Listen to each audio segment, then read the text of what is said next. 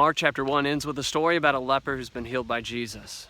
And Jesus gives this man two instructions: to go and show himself to the priest to make an offering for his cleansing, and to say nothing to anyone.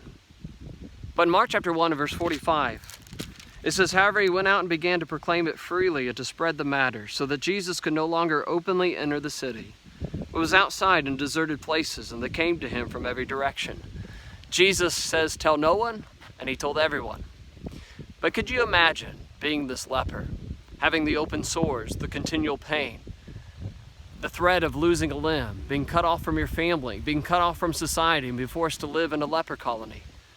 And yet this man comes to Jesus, and all of a sudden, it's as if he's never had leprosy in the first place. And so if that was you, what would you want to do? You want to shout it from the mountaintops. You want to tell anyone and everyone that you know about what just happened. And yet, despite understanding this man's rationalization, the city suffered. The city lost out an opportunity to know Jesus. Jesus could no longer heal the sick there. Jesus could no longer teach the lost there. And so however we want to justify it or rationalize it, whether we understand it or not, there are still consequences to disobeying Jesus. We may study the Bible. We may not understand why God wants us to take certain things out of our lives that may seem harmless to us. Or we may not understand why God wants us to do certain things. But whether we understand it or not, God still knows better than we do. And there are consequences when we disobey him.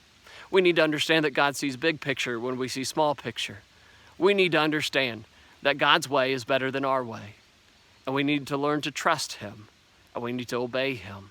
Some may say, well, if Jesus knew this man wasn't going to obey his command in the first place, then why did he command it? Well, Jesus doesn't adjust his commands based upon how we're going to respond to them. Jesus gives us the truth. And it's up to us as to whether we're going to obey or whether we're going to disobey.